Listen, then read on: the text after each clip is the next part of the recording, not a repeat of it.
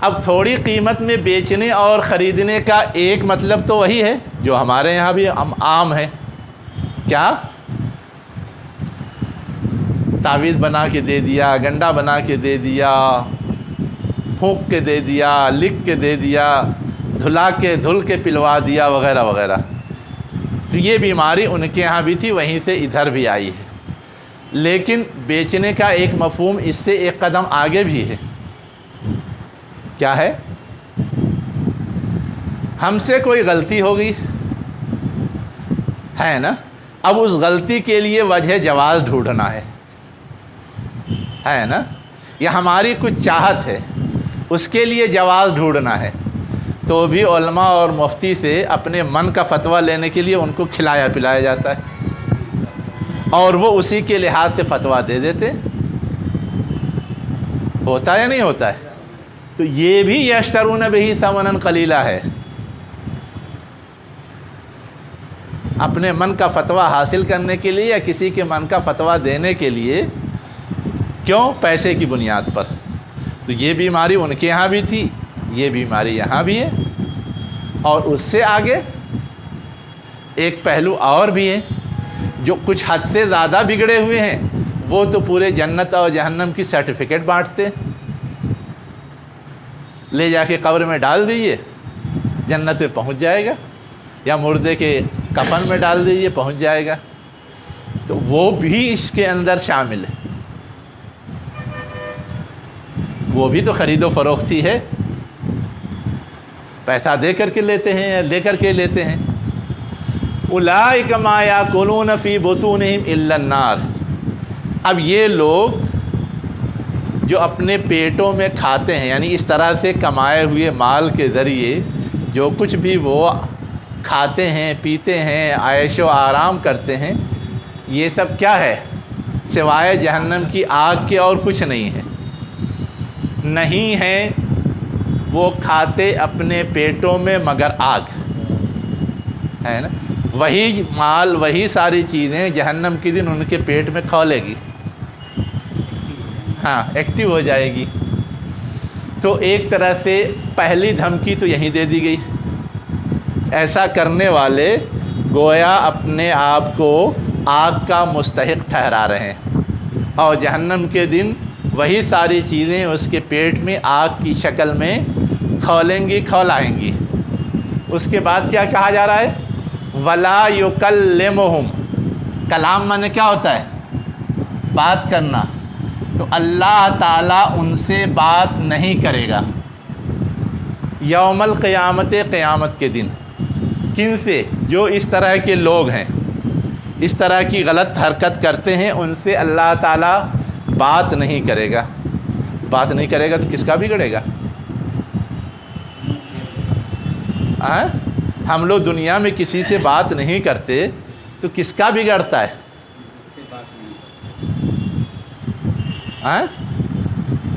ارے ہم چھوٹ منئی ہیں، ہے نا، کسی بڑے سے بات اگر نہیں کریں گے تو ہمارا بگڑے گا نا، کہ اس کا کیا بگڑے گا؟ وہ تو اپنی جگہ بڑا ہے، آرام سے اپنا سب کچھ کر رہا ہے، ہم سے کوئی کام نہیں ہوگا کسی اور سے کروا لے گا، تیسرے سے کروا لے گا، ہے نا۔ تو دنیا میں تو ایسا ہوتا ہے کہ کوئی کسی سے بات نہیں کرے تو تھوڑا بہت اس کا اثر پڑتا ہے نا، لیکن قیامت کے دن، اور وہ بھی اللہ کی ذات، کوئی اللہ کی ذات سے نہ کرے تو اس کا اپنا ہی نقصان ہے، اللہ نہ کرے تو بھی اللہ کا تو کوئی کچھ بگاڑ نہیں سکتا، نقصان اسی کا ہے۔ تو یہاں جو بات سمجھائی جا رہی ہے وہ یہ کہ اللہ بات نہیں کرے گا، مطلب کہ اللہ تعالیٰ ناراض ہے،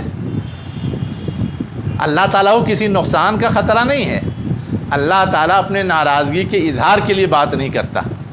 جیسے ہم لوگ اپنے گھروں میں کبھی بیوی سے ناراض ہوں گے تو بات کرنا بند کر دیں گے، کبھی بیٹے سے ناراض ہو گئے تو بات کرنا بند کر دیں گے، کبھی کسی دوست سے شکایت ہو گئی تو بات کرنا بند کر دیں گے۔ کیوں؟ اپنی ناراضگی کے اظہار کے لیے۔ تو ویسے ہی اللہ تعالیٰ بھی قیامت کے دن ان سے جو بات نہیں کرے گا، کس لیے؟ اپنی ناراضگی کے اظہار کے لیے، ہے نا۔ گویا اللہ تعالیٰ ان کو اہمیت نہیں دے رہا ہے، اللہ کے نزدیک ان کی کوئی حیثیت نہیں ہے، اسی لیے اللہ کی توجہ انہیں حاصل نہیں ہے، اللہ ان سے بات نہیں کرتا۔ ولا یزکیہم، اور نہ انہیں پاک کرے گا۔ پاک کرنا، اب پاک کرنا کیا معنی ہے؟ وہاں تو حساب کتاب کے لیے جائیں گے، تو پاک ناپاک کیا ہے؟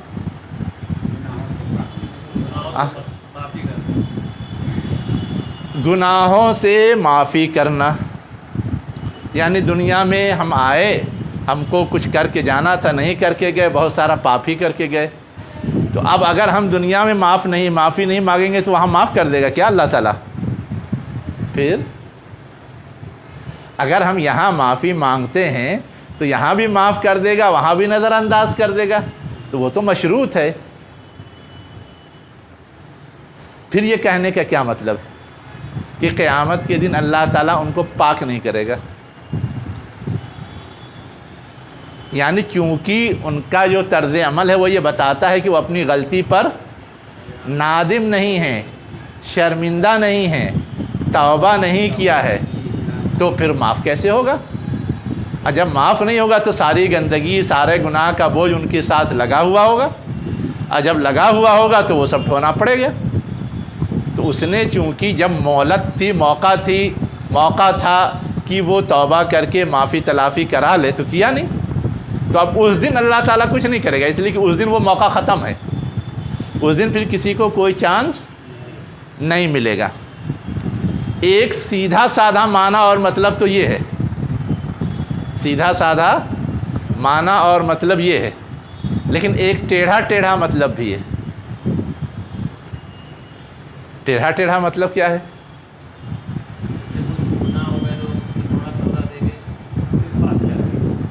نہیں تو سزا دے دیا تو سزا سے تو پاک ہو ہی گیا، دنیا میں سزا دے دی جائے تو بھی آدمی پاک ہو جاتا ہے۔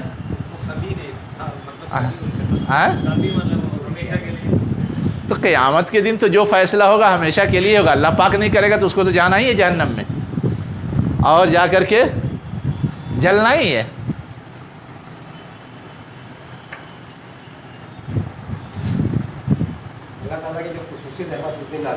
ہاں، تو اس کے لیے تو یہ ہوگا کہ اللہ تعالیٰ اپنا فضل نہیں کرے گا، اپنی رحمت نہیں نوازے گا، وغیرہ وغیرہ، وہ سب تو ہو سکتا ہے، لیکن اس کو تزکیہ تو نہیں کہتے۔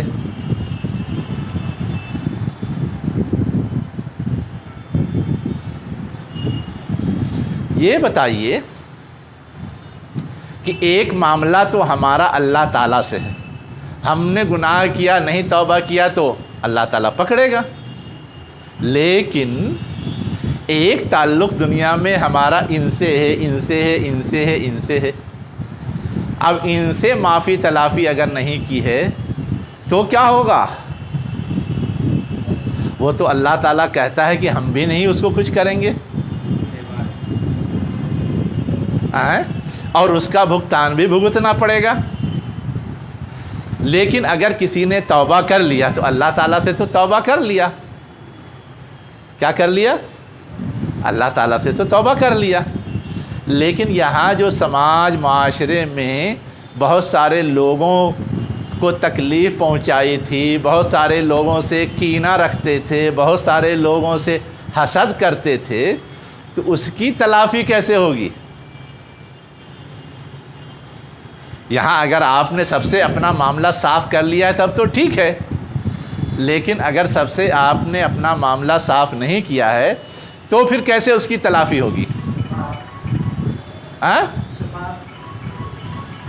تو اس میں یہ ہے کہ اگر آپ کی کچھ نیکیاں ہیں تو وہ ادلا بدلی ہوں گی، جیسا کہ حدیث میں ہے۔ کون سب سے بڑا فقیر ہے، مفلس کون ہے؟ اللہ کے رسول نے پوچھا تو کیا جواب دیا گیا؟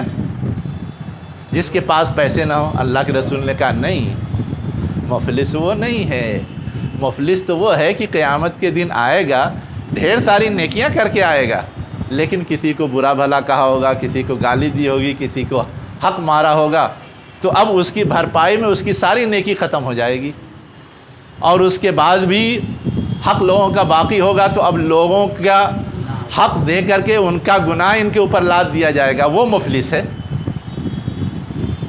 تو گویا پاکی یہ بھی ہے، اور اس طرح کے بھی معاملات صاف ستھرے کیے جائیں گے، ہے نا۔ لیکن جس کو اپنی غلطی کا احساس ہی نہیں ہے، جو معافی تلافی کر کے نہیں گیا ہے، تو اس طرح کے حقوق کی بھی معافی تلافی نہیں ہوگی تو اس کا بوجھ بھی اس پہ لدا رہے گا۔ تو یہاں یزکی کا ایک مفہوم جو ٹیڑھا وہ یہ بھی ہے کہ اللہ تعالیٰ اس دن جو لوگ بھی ہیں ان کے آپس کے جو معاملات ہیں یہ کینہ، بغض، حسد یا اور حقوق مار لینا، اس کا بھی صفایا کرے گا، ہے نا۔ تو جو اہل جنت ہوگی ان کا تو کرے گا، اس لیے کہ وہ توبہ کر کے گئے ہیں، ہے نا۔ اور جو اس طرح کے لوگ گئے ہیں ان کا نہیں کرے گا۔ تو ان کا نہیں کرے گا کا مطلب یہ کہ ان پہ بوجھ لد گیا، اللہ تعالیٰ کی نافرمانی کا تو ہے ہی، اور وہ ناراض ہو کر کے تو توجہ ہی نہیں کرے گا، اور مزید اس طرح کے جتنے لوگوں کا بوجھ ہے وہ بھی صاف نہیں ہوگا تو اور لدے گا۔ اب آگے اسی کو کہہ دیا وَلَهُمْ عَذَابٌ عَلِيمٌ، ایسے لوگوں کے لیے کیا ہوگا؟ دردناک عذاب ہوگا، اس لیے کہ کوئی کھاتا تو کھلا نہیں، نہ اللہ کی توجہ کا، نہ لوگوں کے حقوق ادا کرنے کا، سب جھیلنا ہے۔ جب سب جھیلنا ہے تو دردناک عذاب تو ہو ہی جائے گا۔ سمجھ میں آیا؟ ہاں۔ اب انہی لوگوں کے بارے میں دوسری آیت میں کیا کہا جا رہا ہے؟ اولئک الذین اشتروا الضلالۃ بالہدی، وہی لوگ جنہوں نے خریدا ضلالت گمراہی کو، بالہدی ہدایت کے بدلے، والعذاب اور عذاب کو مغفرت کے بدلے۔ یعنی یہ جو اہل کتاب ہیں یہود و نصارہ، انہوں نے کیا کیا؟ ہدایت کے بدلے ضلالت کو خریدا ہے۔ اب یہاں پہ خریدنے سے تو بات بہت کلیئر نہیں ہوتی، ترجیح دی ہے، بعض لوگوں نے ترجمہ کیا ہے، یعنی پہلے سے وہ گمراہ تھے، رسول آیا، اس نے صحیح بات سمجھائی، رہنمائی فراہم کی، اب اس کو قبول کر لینا تھا، لیکن اس کو قبول نہیں کر رہے ہیں، اور اپنا مفاد جو ان کا پرانا وابستہ ہے اپنی چودراہٹ سے، اسی کو پکڑے بیٹھے ہیں۔ تو گویا وہ اسی ضلالت کو خرید رہے ہیں، ہدایت کو چھوڑ رہے ہیں، یا اسی ضلالت کو ترجیح دے رہے ہیں، ہدایت کو نظر انداز کر رہے ہیں۔ تو اب اسی کا اگلا نتیجہ کیا نکلے گا کہ گویا وہ عذاب کو خرید رہے ہیں، مغفرت کو چھوڑ رہے ہیں، اس لیے کہ اگر وہ ہدایت کو اپنا لیتے تو کچھ غلطی جو پہلے ہوئی ہے وہ تو اللہ تعالیٰ معاف کر دیتا نا۔ تو اسی کو کہا جا رہا ہے کہ وہ ترجیح دے رہے ہیں یا خرید رہے ہیں عذاب کو مغفرت کے بدلے، یعنی اسی غلط راہ پہ چلے جا رہے ہیں، تو اب ان کی بخشش کا سوال نہیں پیدا ہوتا۔ اگر وہ اس راہ سے رک جاتے، بعد آ جاتے، تو پچھلی جتنی غلطیاں ہیں وہ بخش دی جاتی۔ تو وہ ہے والعذاب بالمغفرہ۔ اب اس کے بعد کا جو جملہ ہے یہ تھوڑا سا ٹیڑھا جملہ ہے، فما اصبرہم علی النار۔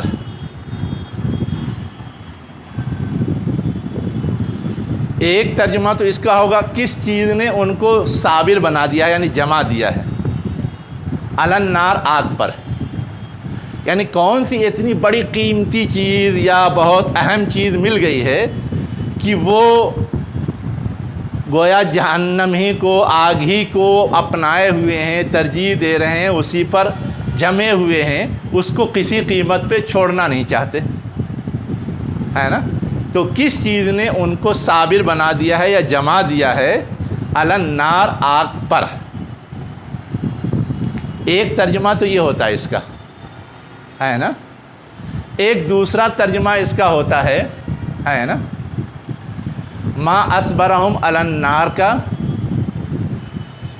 کتنے تعجب کی بات ہے کہ وہ آگ پر مصر ہیں، کتنے تعجب کی بات ہے کہ وہ آگ ہی کو اپنانے پر یا قبول کرنے پر یا اسی پر جمے رہنے پر مصر ہیں، ہے نا۔ جیسے کوئی بہت خوبصورت چیز ہو تو کیا کہتے ہیں؟ ما احسنا، کتنا اچھا ہے، تو ویسے اس کا ترجمہ ہوگا کتنا وہ جمے ہوئے ہیں آگ پر، یہ جو ترجمہ ہوتا ہے کتنا کے ذریعے، اس کے لحاظ سے اس کا ایک الگ نام آتا ہے فعل تعجب، یعنی ایسا فعل جس کے ذریعے تعجب کا اظہار کیا جائے۔ ہاں، اب تندیہ جملہ بھی کہہ سکتے ہیں، اور ایک کیا کہتے ہیں بہت ہی حیرت ناک چیز کا اظہار بھی کہہ سکتے ہیں۔ تعجب کا مطلب کیا ہوتا ہے؟ کوئی چیز ایسی ہے جو معمول سے ہٹ کے ہے، اس پر حیرت کا اظہار کیا جائے، ہے نا؟ تو جو پہلا ترجمہ ہے وہ طنز کے لحاظ سے کس چیز نے ان کو جما دیا ہے نا؟ اور جو دوسرا ترجمہ ہے وہ حیرت اور تعجب کے اظہار کے لیے ہے۔ تو دونوں انداز سے ترجمہ ہوتا ہے، معنی میں کوئی فرق نہیں پڑتا۔ ٹھیک، اب ایک سوال تھا کہ یہ جو رویہ ہے اہل کتاب کا، یہ رویہ کیوں ہے؟ اگلی آیت میں اسی کا جواب دیا گیا ہے، ذالک بأن اللہ نزل الکتاب بالحق، ہے نا؟ یہ اس وجہ سے کہ اللہ نے نازل کیا کتاب کو حق کے ساتھ۔ یہ کا مطلب یعنی اہل کتاب کا یہ جو رویہ ہے کہ وہ آگ ہی کو پہ جمے ہوئے ہیں یا جہنم ہی پر مصیر ہیں، وہیں جانا چاہتے ہیں، اس سے بچنا نہیں چاہتے، تو یہ اس وجہ سے ہے کہ اللہ نے نازل کیا ہے کتاب حق کے ساتھ۔ اللہ تعالیٰ نے نازل کیا کتاب حق کے ساتھ، مطلب ہے کہ یہ جو قرآن مجید نازل کیا ہے اللہ تعالیٰ نے، اس میں صحیح بات کھول کے رکھ دی ہے، اور اس کے ذریعے گویا ان کی بھی پول کھل رہی ہے۔ اب جب ان کی پول کھل رہی ہے تو ان کے لیے اب وہ خطرہ ہے، ان کے لیے کیا ہے؟ خطرہ ہے۔ تو اس خطرے کی وجہ سے وہ اس سے اختلاف کرتے ہیں، اس کو ماننا نہیں چاہتے، اس سے گریز کرتے ہیں۔ اسی کو آگے کہا گیا وَإِنَّ الَّذِينَ اخْتَلَفُوا فِي الْكِتَابِ لَفِي شِقَاقٍ بَعِيدٍ، بے شک وہ لوگ جنہوں نے اختلاف کیا کتاب کے سلسلے میں۔ کتاب کے سلسلے میں اختلاف کیا مطلب کہ جو قرآن مجید نازل ہوا ہے اس کے سلسلے میں وہ اختلاف کر رہے ہیں۔ کیا اختلاف کر رہے ہیں؟ اختلاف ایک تو یہ تھا کہ جب ہمارے پاس پہلے سے کتاب موجود ہے تو نئی کتاب کی ضرورت کیا ہے؟ ایک سوال تو یہی تھا۔ دوسرا سوال یہ ہے کہ جو کتاب ان کے اوپر نازل ہوئی ہے وہ تو انہوں نے ہمارے ہی رہبان سے اور ہمارے ہی پادریوں سے سیکھ کر کے بیان کیا، تو جب وہی سیکھ کر کے بیان کیا ہے تو اس کی کتنی اہمیت؟ اس سے زیادہ تو ہمارے کتاب کی اہمیت ہے جو الہامی ہے، جس کو اللہ تعالیٰ نے لکھا لکھایا موسیٰ علیہ السلام کو دیا تھا، اور یہاں تو کوئی چیز لکھی لکھائی آئی نہیں ہے، تو زیادہ ایتھینٹک تو وہ کتاب ہوئی نا، نہ کہ زیادہ ایتھینٹک یہ ہوئی۔ تو اس طرح سے اختلاف کرتے تھے، شبہہ پیدا کرتے تھے، شک ڈالتے تھے۔ اسی کو کہا گیا کہ یہ لوگ جنہوں نے اختلاف کیا کتاب میں، اب یہ اختلاف کیوں کرتے تھے؟ لفی شقاق بعید، یہ لوگ جو اختلاف کرنے والے ہیں یہ کیا ہیں؟ بہت دور کی دشمنی میں ہیں۔ شقاق مانے دشمنی، دراڑ، پھٹن، ہے نا؟ بہت دور کی دشمنی کا مطلب ہے کہ ان کو اصل میں اب یہ خطرہ لاحق ہو گیا ہے کہ ہمارے بجائے ان کی چلے گی تو ان کی کسی طرح نہ چلنے دیں، ہے نا؟ اس وجہ سے وہ قبول نہیں کر رہے ہیں جانتے بوجھتے، اس وجہ سے وہ مخالفت کر رہے ہیں جانتے بوجھتے۔ تو اہل کتاب کیوں مخالفت کر رہے تھے، کیوں قبول نہیں کر رہے تھے؟ اس لیے کہ اس کی وجہ سے ان کا اپنا وجود خطرے میں پڑ رہا تھا۔ اس لیے کہ اب اس نبی کو مانیں گے، اس کتاب کو مانیں گے تو اسٹیٹس سارا حضور کو چلا جائے گا، ان کے جو پڑھے لکھے علماء ہیں، رہبان ہیں، ان کا سارا اسٹیٹس ختم۔ اب عوام ان سے رجوع نہیں کرے گی، اب عوام تو رجوع کرے گی حضور سے، حضور کے جو قریبی صحابہ ہیں ان سے۔ جب ان سے کرے گی تو ان کی ساری مارکیٹ ختم، فیل ہو جائے گی۔ اس لیے وہ دشمنی کر رہے تھے حضور سے، اور حضور کو نہیں مان رہے تھے، حضور کے خلاف غلط غلط پروپیگنڈے کرتے تھے، غلط غلط سوالات کھڑے کرتے تھے۔ تو یہ اصل وجہ ہے جو اوپر ان کا رویہ ہے اس کی طرف اشارہ کر دیا گیا۔ کہ کتاب کے نازل ہونے کے بعد ان کو خطرہ لاحق ہوا جس کی وجہ سے ان کی دشمنی اور بڑھ گئی ہے اور وہ کسی قیمت پہ ماننے کو تیار نہیں ہے۔ اب اس کے بعد ان کی طرف سے نہ ماننے کی جو بہانے آتے تھے، ان کی طرف سے نہ ماننے کے جو بہانے آتے تھے، ہے نا، ان بہانوں میں ایک بہانہ کیا تھا؟ ہمارے پاس پہلے سے کتاب ہے، ہمارے پاس پہلے سے رسول ہیں جو ہماری رہنمائی کے لیے آئے تھے۔ ایک تیسرا بہانہ کیا تھا؟ ہمارا قبلہ آلریڈی ہے نا، اور قبلہ بدل چکا تھا، تو گویا انہوں نے آ کر کے قبلہ تبدیل کیا تھا۔ حضور نے قبلہ کی تبدیلی کا واقعہ پیش آ چکا ہے، تو اسی کا جواب یہاں دیا گیا ہے نا۔ اب اس میں اصل وہ شوشہ کیا کھڑا کرتے تھے کہ پہلے تو قبلہ بیت المقدس تھا اور وہ اس سمت میں ہے، اور اب جو انہوں نے خانہ کعبہ کو قبلہ بنایا ہے بالکل اس کے اپوزٹ سمت میں ہے۔ تبھی تو تحویل قبلہ کے وقت جو ہے نماز کی حالت میں گھومنا پڑا تھا، اور بالکل 180 ڈگری پورا گھومنا پڑا تھا، بالکل اپوزٹ سمت میں ہے۔ تو وہ یہ الزام دیتے تھے کہ اگر یہ اللہ کے پیغمبر ہیں تو قبلہ تو ایک ہی ہونا چاہیے، جو تھا ادھر ہی پڑھنا چاہیے، انہوں نے قبلہ تبدیل کر دیا۔ گویا یہ اپنی منمانی یا اپنی الگ شناخت بنانا چاہتے ہیں۔ بھلا اب ان کی بات کیسے مانی جا سکتی ہے؟ اسی کا جواب دیا جا رہا ہے۔ کیا جواب دیا جا رہا ہے؟ لیس البر ان تولوا وجوہکم قبل المشرق والمغرب، ہے نا۔ نیکی اس چیز کا نام نہیں ہے کہ مشرق کی طرف رخ کرتے ہو یا مغرب کی طرف رخ کرتے ہو، اس لیے کہ جدھر اللہ نے کہا ادھر کرنا ہے۔ اصل نیکی تو یہ ہے کہ اللہ کی بات مانی جائے، اصل نیکی ہے۔ اللہ نے آج کہا ادھر، آج ادھر، کل کہا ادھر، کل ادھر، پرسوں کہا ادھر، پرسوں ادھر، نرسوں کہا ادھر، نرس ادھر۔ ہم تو اللہ کے حکم کے پابند ہیں۔ اگر ہم اللہ کے حکم کی پابندی کر رہے ہیں تو نیکی ہے، اور اگر نہیں کر رہے ہیں تو گویا ہم نیکی نہیں کر رہے ہیں۔ تو یہ جو سمت کا بہانہ لگا کے کہہ رہے ہیں، تو یہ سمت کا بہانہ کوئی معنی نہیں رکھتا نیکی کے پیمانے میں۔ اصل چیز کیا ہے؟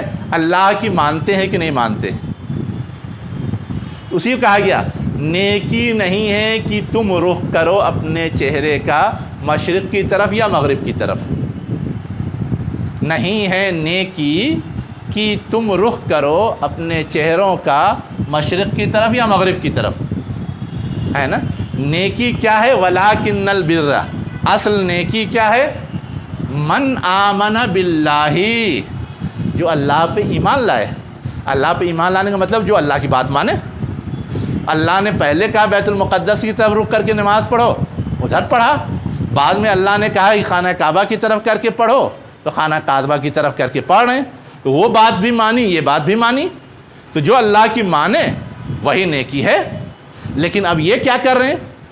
ان کے من کا تھا بیت المقدس، تب تو وہ مان رہے تھے، اب ان کے من کے خلاف ہو گیا خانہ کعبہ تو نہیں مان رہے ہیں۔ تو وہ اپنے من کی بات مان رہے ہیں یا اللہ کی مان رہے ہیں؟ اب اپنے من کی کوئی بات مانے تو یہ تو نیکی نہیں ہے، اللہ کی بات مانے تو یہ نیکی ہے۔ اسی کو کہا گیا لیکن نیکی یہ ہے کہ تم ایمان لاؤ اللہ پر۔ کس پر ایمان لاؤ؟ اللہ پر۔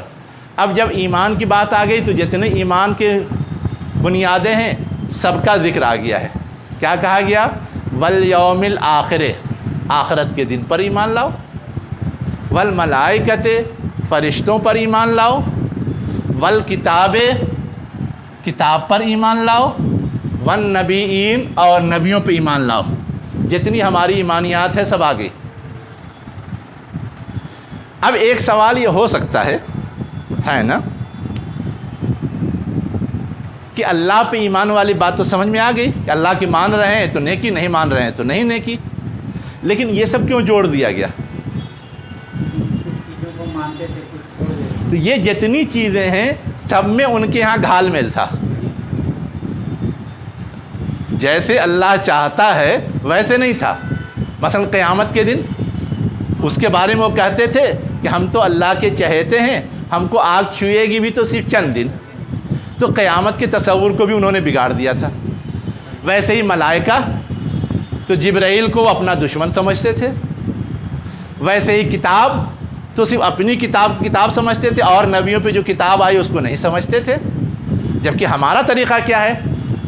قیامت کا جو صحیح تصور ہے وہ ملائکہ سارے کے سارے پہ ہم ایمان لاتے ہیں, کتاب بھی سارے کے سارے پہ ہم ایمان لاتے ہیں. ویسے ہی نبیین بعض نبیوں پہ لاتے تھے, بعض پہ نہیں لاتے تھے. اب یہودی عیسیٰ علیہ السلام کو ماننے کو تیار ہی نہیں تھے. یحییٰ علیہ السلام کو قتل کر چکے تھے, نہیں مانتے تھے تبھی تو قتل کیا تھا. اور تو اب یہ سب جو خرابیاں تھیں ان کی, کسی نبی کو مانا کسی کو نہیں مانا, خود حضور کو نہیں ماننے کے لیے تیار تھے. اس لیے یہ سب تذکرہ کیا گیا ہے کہ جیسا ایمان مطلوب ہے ویسا ایمان تمہارے اندر نہیں پایا جاتا. چاہے اللہ پہ ایمان کا معاملہ ہو کہ عزیر کو بھی اللہ کا بیٹا بناتے ہو, عیسیٰ کو اللہ کا بیٹا بناتے ہو, یا اللہ ہی بنا لیتے ہو, کچھ بھی کر لیتے ہو, یا قیامت کے بارے میں غلط تصور رکھتے ہو, ملائکہ کے بارے میں غلط تصور رکھتے ہو, کتاب کے بارے میں غلط تصور رکھتے ہو, نبیوں کے بارے میں غلط تصور رکھتے ہو. تو جو ان کے تصور کی خرابی تھی اس کی طرف بھی اشارہ کرنا تھا. اس لیے کہا گیا کہ نیکی تو تم سمجھ رہے ہو کہ ادھر قبلہ کیا یا ادھر قبلہ کیا, یہی نیکی تم سمجھتے ہو جو ظاہر پرستی ہے, جو ظاہری طور پہ نظر آتا ہے.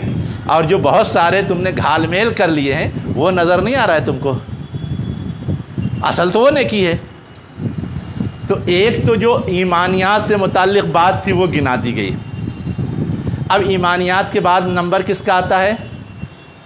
عبادات کا, اعمال کا, ہے نا. تو آگے عبادات کا تذکرہ بھی ہے نا, لیکن ان کی جو بڑی خرابیاں تھیں پہلے اس کو نشانہ بنایا گیا. جو عقائد کی بڑی خرابی تھی وہ, اس کے بعد عمل میں جو بڑی خرابی تھی, کیا کہا جا رہا ہے کہ نیکی کیا ہے؟ اللہ پہ ایمان لانے کے علاوہ آتل مالہ کی وہ دے مال. یہود بخیل اور کنجوس قوم ہے نا, جو دوسری قومیں ہیں اس کے مقابلے میں یہ بخیل اور کنجوس قوم ہے.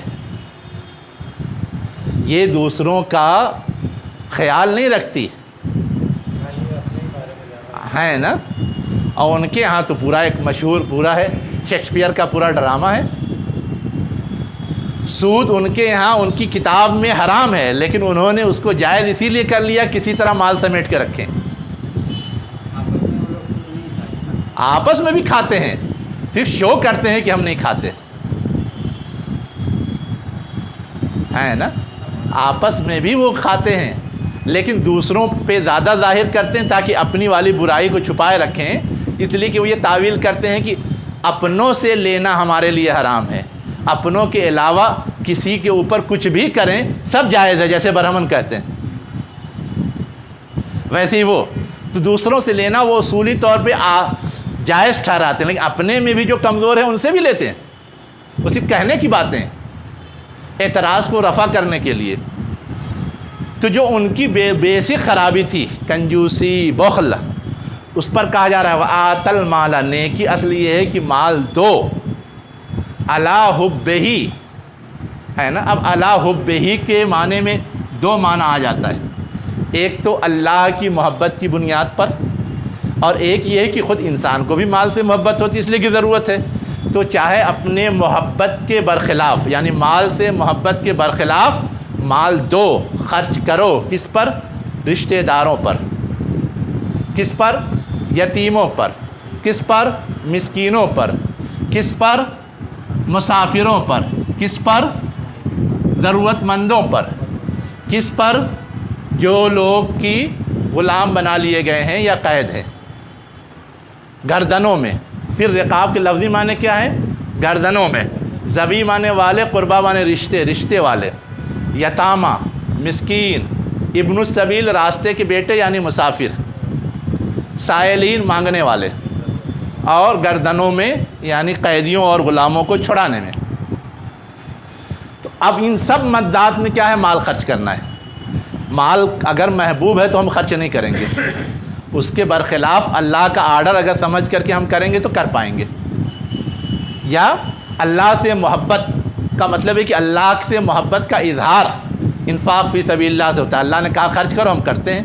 اللہ نے جو کچھ دیا امانت ہے، اس کے ہدایت کے مطابق خرچ کرتے ہیں۔ تو یہ جو ان کی بہت ابھری ہوئی بیماری تھی ہے نا، اس کی طرف اشارہ کر دیا گیا ہے نا، کہ بڑا نیکی کی ڈھڈورا پیٹتے ہو، لیکن نیکی کا جو معیار ہے کہ اللہ کی محبت میں مال خرچ کیا جائے، وہ تو کرتے نہیں ہے نا۔ اعمال سے بہت زیادہ نفسیاتی طور پہ یا فطری طور پہ محبت ہونے کے باوجود رشتہ داروں پہ خرچ کیا جائے، وہ تو کرتے نہیں۔ غریبوں پہ خرچ کیا جائے، ضرورت مندوں پہ خرچ کیا جائے، وہ کرتے نہیں۔ پھر تمہاری نیکی کس پیمانے کی، کس معیار کی؟ صرف ڈھڈورا ہے۔ تو ان کی جو دوسری خرابی تھی اس کی طرف اشارہ کیا گیا، جو ابھری ہوئی خرابی تھی۔ اس کے بعد اب آگے وہاں پر جس کو ہم لوگ کہتے ہیں عبادات۔ کیا نیکی کیا ہے؟ نماز قائم کرو، یعنی نیک وہ ہے جو نماز قائم کرتا ہے۔ اقامہ نماز قائم کرتا ہے، اور کیا کرتا ہے؟ دیتا ہے زکوٰۃ، اور کیا کرتا ہے؟ والمؤفون بعہدہم، یہاں پہ الف چھوٹا ہے، یہاں پہ نقطہ چھوٹا ہے۔ اور وہ کیا کرتا ہے؟ اپنے عہد کو نبھاتا ہے جبکہ وہ کوئی عہد کرے، ہے نا، جبکہ وہ کوئی عہد کرے۔ تو اب یہ تینوں چیزیں جو ہیں کیا ہیں؟ سب عبادات سے ریلیٹڈ ہیں۔ نماز ہم لوگ جانتے ہیں، زکوٰۃ بھی جانتے ہیں۔ اب اس معاملے میں بھی ان کے یہاں کوتاہی تھی، کیونکہ اس پس منظر میں بات ہو رہی، اس لیے میں اشارے دے رہا ہوں، ورنہ ایسے تو نماز ہر شریعت میں اہم رہی ہے، لیکن ان کے یہاں کیا ہے؟ 5 وقت کی نماز کو 3 وقت کی نماز بنا لیا ہے۔ یہود 3 وقت میں 5 وقت کی نماز پڑھتے ہیں۔ جیسے ہم لوگ کبھی جمع کر کے پڑھنا ہو تو ظہر کی بالکل آخری وقت میں، عصر کے اول وقت میں پڑھتے ہیں، تو ویسے ہی وہ بس قریب پڑھتے ہیں، ایسا لگے کہ بس ایک ہی ساتھ پڑھ رہے ہیں۔ ویسے ہی مغرب عشاء، مغرب لیٹ اور عشاء اول وقت میں، ایسا لگے کہ مغرب کی پڑھ رہے ہیں، حالانکہ وہ عشاء بھی پڑھ لیتے ہیں، پھر دوبارہ عشاء پڑھنے نہیں جاتے۔ تو عملاً کئے وقت نماز پڑھنا ہوا؟ 3 وقت، ایک فجر کے وقت، ایک جب ظہر عصر ملا کے پڑھا، ایک جب مغرب عشاء ملا کے پڑھا۔ تو وہاں بھی تو انہوں نے اپنے لحاظ سے اس کو کیا کیا؟ ڈھال لیا۔ تو یہ ہر جگہ ڈنڈی مار رہے تھے، تو اسی کو کہا جا رہا ہے کہ جیسے کہا اللہ نے ویسے تو کرتے نہیں، پھر کیا نیکی ہے؟ تو نماز قائم کرو، جو نماز قائم کرے وہ نیکی ہے، جو زکوٰۃ دے جیسے کہ زکوٰۃ دینا ہے وہ نیکی ہے، اور جو عہد کو نبھائے جبکہ وہ عہد کرے۔ اب اس کے تو پوری تاریخی ریکارڈ ہے ان کا، ان سے کتنی مرتبہ کس طرح کا عہد لیا گیا، سب پیچھے ذکر آ چکا ہے نا۔ اس کی طرف بھی اشارہ کر دیا گیا کہ جو سچے پکے مومن ہوتے ہیں، نیکوکار ہوتے ہیں، یا نیکی کا پاس و لحاظ رکھنے والے ہوتے ہیں، وہ اپنے عہد کو پورا کرتے ہیں، نبھاتے ہیں۔ اب اس کے آگے اور کیا بتایا جا رہا ہے؟ اور صبر کرتے ہیں فی البأساء والضراء وحین الباس۔ اب یہ صبر کے مواقع بتائے گئے۔ کب؟ فی البأساء، باسا من کیا ہوتا ہے؟ بھوک، جو جسمانی ضرورتیں ہوتی ہیں، ہے نا۔ ذرہ، جو باہر سے بہت ساری تکلیف لاحق ہوتی ہے، جیسے مرض لاحق ہو جائے، کسی کی طرف سے کوئی خطرہ یا حملہ ہو جائے، وغیرہ وغیرہ۔ وحین الباس، اور جنگ کے وقت، ہے نا۔ یہ دونوں چیزیں عام حالات میں ہیں، اور یہ خاص ہے، ہمیشہ تو جنگ ہوتی نہیں، لیکن ان سارے مواقع پہ صبر کی ضرورت پڑتی ہے نا۔ بھوک لگے تو برداشت نہیں ہوتا، اور بھوک کے چکر میں لوگ حلال حرام کی تمیز کھو بیٹھتے ہیں، ہے نا آزمائش۔ ویسے ہی بیمار ہو جائیں تو حلال حرام کی تمیز تو کم کھوتے ہیں، لیکن عملی کمزوریوں کا شکار ہو جاتے ہیں۔ نماز چھوٹ رہی ہے، روزہ چھوٹ رہا ہے، دوسروں کے حقوق کی پاسداری چھوٹ رہی ہے بیماری کے نام پر۔ حالانکہ بیماری کے نام پر رعایت تو اللہ تعالیٰ نے یوں ہی دے رکھی ہے، کم کر لو، لیکن یہ نہیں رعایت دی کہ چھوڑ دو۔ لیکن لوگ کیا کرتے ہیں؟ چھوڑ دو، طبیعت ٹھیک نہیں اس لیے نہیں پڑھتے۔ نماز نہیں پڑھنا ہے، کوئی آپ کی مجلس میں کہہ دے گا پیر میں درد ہے اس لیے نہیں جائیں گے، آپ جا کے پڑھ لیجئے۔ اس کی تو اجازت نہیں ہے۔ ٹھیک ہے پیر میں درد ہے، آپ بیٹھے بیٹھے پڑھ لیجئے، وہیں پہ پڑھ لیجئے، تیمم کر کے پڑھ لیجئے، لیکن نہیں جائیں گے، نہیں پڑھیں گے، یہ تو غلط ہے۔ تو یہ جو صبر کے 3 مواقع ہیں اس کی طرف اشارہ کیا گیا۔ اس کے بعد کیا کہا جا رہا ہے؟ اولئک الذین صدقوا واولئک هم المتقون، یعنی جو لوگ نیکی کی ان ساری خوبیوں کو پورا کریں، وہ لوگ جو سچ کر دکھائیں ان ساری خوبیوں کو یا ان ساری باتوں کو، وہی تقوی والے ہیں اور وہی اصلاً نیکوکار ہیں، وہی اصلاً نیک کہلانے کے مستحق ہے۔ تم جو ظاہر پرستی کی بنیاد پر پروپیگنڈا کر رہے ہو اس میں اس کی کوئی حقیقت نہیں ہے، اس کا کوئی وزن نہیں۔ تو نیکی کا تعلق اصلاً نیک نیتی سے ہے، اسی لیے کہا گیا ہم المتقون۔ جذبہ اگر ہے تو ہر نیک عمل صحیح ہے، ورنہ نماز اگر ہم پڑھتے ہیں دکھاوے کے لیے تو جذبہ بگڑا تو اس نیک عمل کی کوئی حیثیت ہی نہیں ہے۔ تو ویسے ہی تم جو الزام لگا رہے ہو اس الزام میں بھی وہی معاملہ ہے کہ تم تو اپنے مفاد کے لیے الزام لگا رہے ہو، تمہارے یہاں تو وہ جذبہ ہے نہیں کہ اللہ کے احکام کی پیروی کرنی ہے، ورنہ یہ حکم بھی مانتے وہ حکم بھی مانتے۔ تو یہ سارا ایک تصویر ان کے سامنے رکھ دی گئی۔ یہ تو ہے آیت۔ اس آیت کے حوالے سے 2 بات اور سمجھنے کی ہے۔ ہاں، ہین مانے وقت ہوتا ہے، ہاں ہین مانے وقت، اور باس مانے شدت ہوتا ہے۔ اب شدت کا وقت کون سا ہوتا ہے؟ جنگ کا وقت، جبکہ ہر چیز خطرے میں پڑ جاتی ہے، جان بھی، اعلی اولاد بھی، مال بھی، گھر بھی، سب، اس لیے کہ ہم مر گئے کوئی پرسان حال ہی نہیں ہوگا، ہے نا۔ تو اصل ہین مانے وقت اور باس مانے شدت۔ شدت کے وقت مراد کیا ہے؟ جنگ کے وقت۔ باقی یہ سب تو کم بیش چلتا رہتا ہے ہمیشہ۔ سمجھ میں آیا؟ تو یہ آیت جو ہے، اس آیت کے حوالے سے 2 باتیں اور سمجھنے کی ہے۔ ایک بات تو یہ ہے کہ اس آیت کا ایک خاص نام ہے، آیت البر، ہے نا، اور اس کی اپنی کچھ فضیلتیں بھی ہیں، وہ تو آپ ڈھونڈ کے لائیں گے، وہ تو کتاب میں مل جائے گا، تو میں کیا بتاؤں، ہے نا۔ ایک بات تو یہ ہو گئی۔ دوسری بات یہ ہے کہ اس آیت میں جو بحث آئی ہے، اس بحث سے بہت سارے مسائل نکلتے ہیں، گائیڈ لائن ملتی ہے نا۔ تو ہم ذرا صرف اس آیت پر 5 گائیڈ لائن ڈھونڈیں۔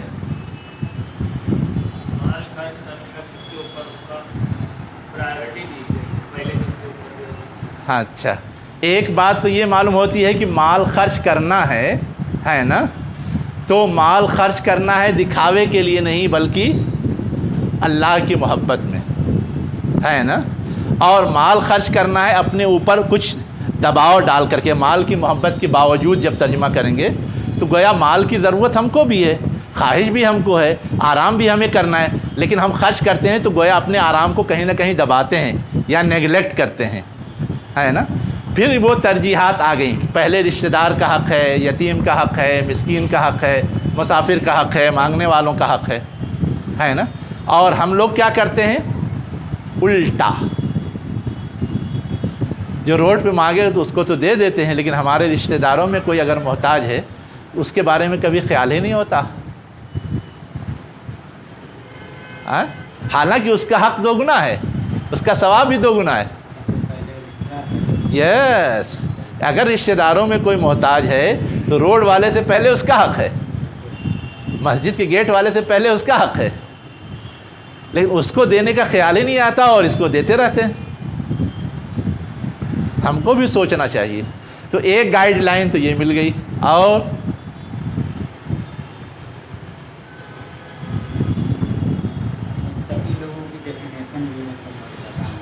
ہاں یعنی ہم لوگوں کے ہاں جو تقویٰ کا معیار ہے وہ یہ ہے کہ جبہ قبہ کے ساتھ نماز کی پابندی کرتا ہو، تسبیح وسبیح لیے رہتا ہو تو وہ متقی ہے۔ اور یہاں تقویٰ کے معیار میں کتنی چیزیں گنا دی گئی،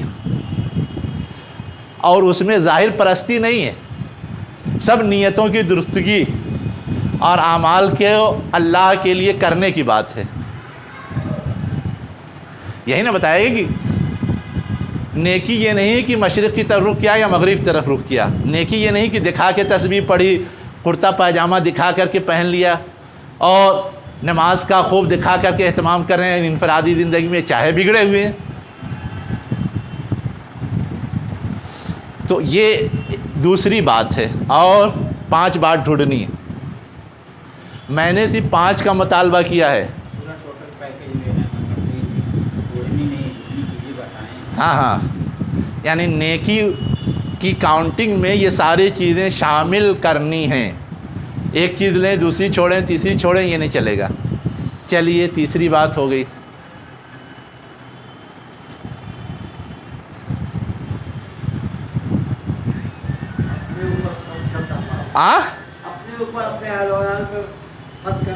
وہ تو ہو چکا، اور بتائیے۔ ہاں ہاں جو اوپر بتایا گیا ہے کہ جو ہمارے اندر بھی آج یہ بیماری آ چکی ہے، جو تھوڑا مطلب پیسے کے اور اس کے چکر میں دیتا ہے، کے ساتھ غلط تعویذ کرتا ہے، یہ جو بیچتے ہیں کرتے ہیں۔ ہاں ہاں چلیے، تو وہ تو اوپر آئی ہے بات، اس آیت میں نہیں ہے۔ ہاں اور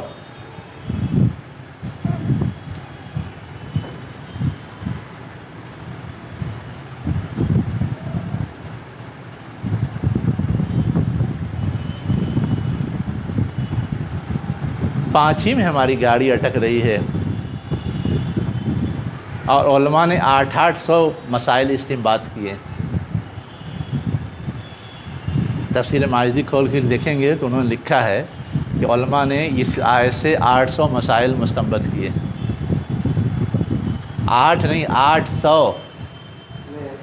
نیکی کا جو ہے ہمارے تصور میں پیش کیا گیا ہے۔ ہاں ہمارے معاشرے کے اندر الگ الگ طبقوں میں الگ الگ تصور ہے نیکی کا۔ ہاں ہاں ہر طبقے میں، ہاں برا سے برا طبقہ ہو، اچھے سے اچھا طبقہ ہو، ہاں ہاں برے سے برا طبقے کے اندر بھی نیکی کا کچھ تصور آتی ہے۔ ہاں ہاں مثال کے طور پہ جیسے جب قدرے ہوتے ہیں، ہاں وہ کسی سے لینے دینے نہیں ہوتا، کتنا اہم کام سے وہ آدمی جا رہا ہے، جیب میں پیسہ رکھا ہوتا ہے، کسی ہاں کو لینے جا رہا ہے، اس کی جانکاری ہاں ہاں چرانے سے اس کو اس سے کوئی مطلب نہیں رہتا۔ ہاں لیکن وہ جو ہے اتنا برا کام کر رہا ہے، لیکن وہ اپنے یہاں جو ہے وہ ایمانداری اس کے لیے ہے کہ اپنے جو اس کا ہیڈ ہوتا ہے، ہاں سرگنا ہوتا ہے، ہاں اس کو ایمانداری کے ساتھ لے جا کے پوری پوری اس کے ہاتھ میں دے دیتے ہیں، اس کے اوپر گروہ ہوتا ہے۔ ہاں جو یعنی گینگ چوری جو ہوتی ہے اس میں، ہاں تو گینگ چوری میں تو نہیں لے جا کے دیں گے تو وہیں گردن اڑ جائے گی۔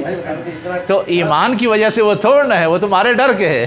لیکن وہ ایک تصور ہے کہ یہ ہم یہاں پر نہیں، لیکن اس کو ایمانداری نہیں کہیں گے۔ ہاں وہ تو یہ ہے کہ اگر گینگ میں ہم شامل ہیں اور گینگ کے اصول توڑے ہے نا، تو وہیں پہ ہماری گردن نپ جائے گی۔ کبھی کبھار کوئی توڑتا ہے تو وہیں اس کو قتل کر دیتے ہیں، مار ڈالتے ہیں دوسروں کو مارنے کے بجائے۔ تو وہ خوف ہوتا ہے، یہ ایمانداری نہیں ہوتی کہ ہاں یہ ہماری ڈیوٹی ہے کہ ایسا کریں۔ اللہ تعالیٰ پکڑے گا کہ ایسا تم نے کیوں نہیں کیا، وہ احساس نہیں ہوتا۔ ایمان کا براہ راست تعلق تو اللہ تعالیٰ کی گرفت سے، پکڑ سے ہے۔ جی پہلی بات آپ کی صحیح ہے، لیکن یہ دوسری بات جو ہے وہ صحیح نہیں ہے۔ ہاں اور معلوم ہوتا ہے صبر کب کرنا چاہیے، یہ بھی معلوم ہوتا ہے کہ اصلاً ہم لوگ صرف ایک بات کو سچائی سمجھتے ہیں. کوئی بات کہہ رہے ہیں تو وہ سچ کہہ رہے ہیں یا نہیں کہہ رہے ہیں. لیکن یہاں کیا کہا گیا؟ اولئک الذین صدقوا. انہوں نے وہ کیا کیا؟ ساری باتوں کو سچ کر دکھایا. یعنی صدق کا تعلق صرف بات سے نہیں ہے، بلکہ اپنے آپ کو اس بات کے لحاظ سے پورے طور پہ ڈھال دینے سے ہے. اس لیے کہ اس میں تو بہت سارے اعمال گنائے گئے ہیں.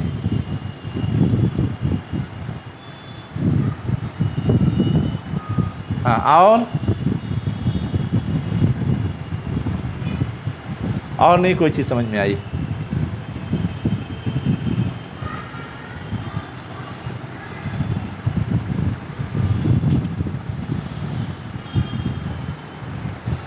سب سے پہلی چیز یہ ہے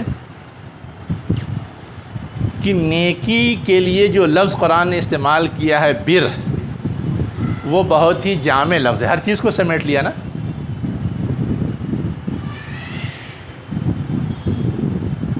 ہمارے یہاں اتنا جامع لفظ ہے نیکی؟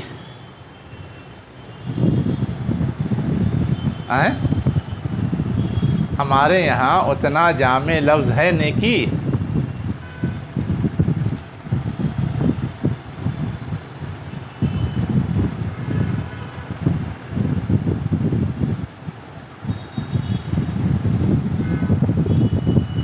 ہمارے یہاں وعدہ خلافی کرنا نیکی ہے یا نہیں ہے؟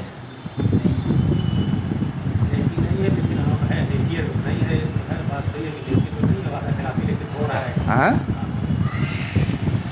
نہیں، اصل میں جو چیز کہنا چاہ رہا تھا وہ یہ ہے نا کہ اچھے اچھے لوگ اس بہانے سے کہ اگر وعدہ پورا کریں تو بہت سارا نقصان ہوگا، اس لیے اپنے لیے مجبوری کے نام پر وعدہ خلافی کو جائز ٹھہرا لیتے. مثلا ہم نے وعدہ کیا ہے نا کہ میں آپ سے جو قرض لے رہا ہوں وہ 1 مہینے میں لوٹا دوں گا. اب 1 مہینے میں ہمیں لوٹانا چاہیے نا، چاہے جس قیمت پر ہو. اگر ہم نہیں لوٹاتے ہیں تو ہماری اخلاقی ذمہ داری کیا ہے کہ ہم ان سے مزید ٹائم لے لیں، ہے نا، یا کہیں سے لے کر کے دے دیں، پھر اس سے کوئی وعدہ کر لیں. لیکن ہم کیا کرتے ہیں؟ چپ چاپ بیٹھ جاتے ہیں. چپ چاپ کیا کرتے ہیں؟ بیٹھ جاتے ہیں. اور اس وقت یہ احساس نہیں ستاتا کہ ہم کوئی غلط کام کر رہے ہیں.